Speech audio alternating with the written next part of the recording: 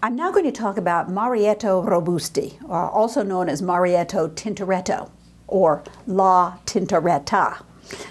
La and the A at the end, of course, make the word feminine in Italian.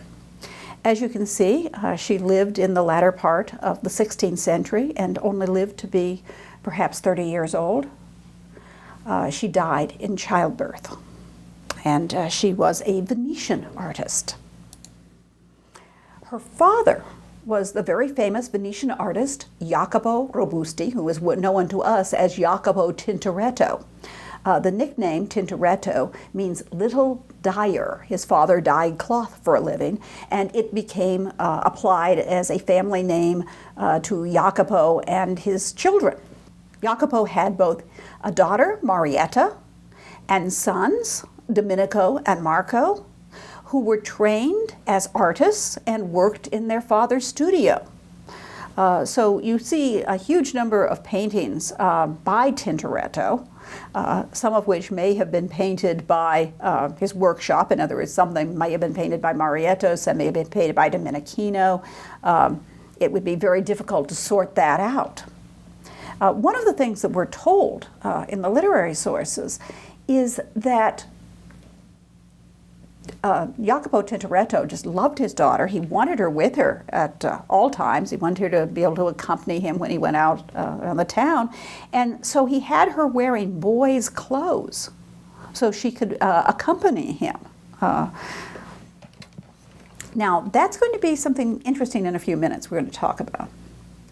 Now, I wanted to talk to you just about this picture that you're seeing here. A woman at the virginals, which is very frequently considered to be a self-portrait by Marietta Robusti, Marietta Tintoretta. As you can see, it shows the woman portrayed as an accomplished musician, something we've seen before, that this is a womanly accomplishment. And we also see her with this keyboard, so it would be the virginals or a spinet. And we talked about this with Sophonisba Aguisola and with Lavinia Fontana, how showing a woman next to the keyboard instrument, next to the virginals, is an association with female chastity. Now, the other question that I want to raise is attribution. When we say we attribute a painting to an artist, is we don't have proof that the painting is by a certain artist, but because of style or other reasons, someone says this work of art is by so-and-so. So the question is this portrait really by Marietta? Or is it just a painting by an anonymous Venetian, someone we don't know who painted it, and they've looked at this and they said, well, you know, it's a woman and it's a sort of mediocre quality. It's not too bad, it's not too great, so maybe it's by a woman. So maybe it's by Marietta.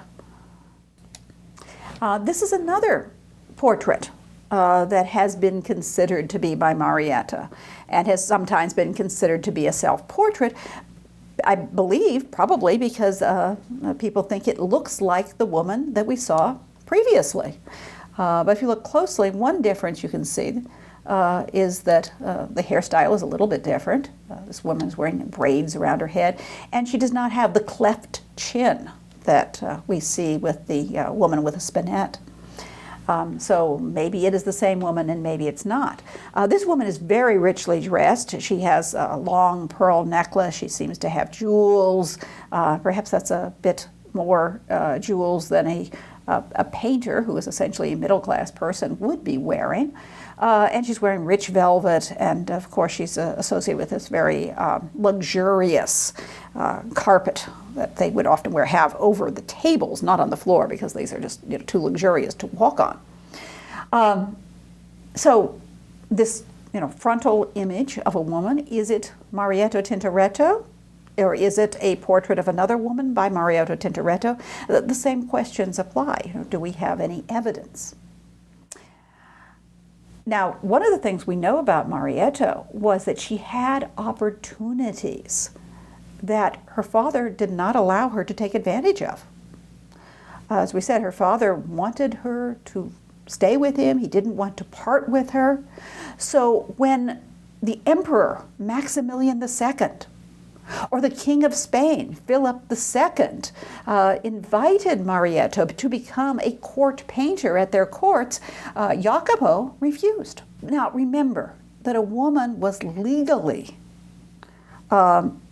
required to be controlled by first her father and then her husband. Women really didn't have a lot of self-determination. There's no way that Marietta could say, no, I am going to go to court and be a court painter, if her father said no. He has the legal right to choose for her. What he did instead was arrange a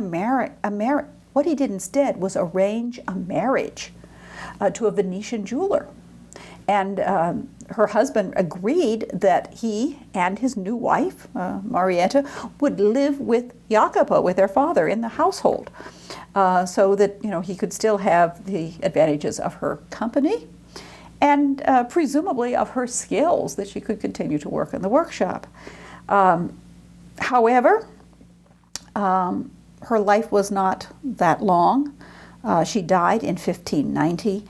Presumably in childbirth, which of course was a great danger for women. Now here is one picture that seems to be more firmly attributed to La Tintoretto, to Marietta Robusti. It's an old man and a boy, possibly his grandson, and is a portrait.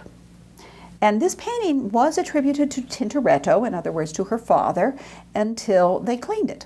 And they found Marietta's monogram with her initial M on it. So presumably this is a painting that she painted on her own and signed. We don't have a date. We don't really have any evidence about it. But it is interesting because, like some of the works we've talked about before,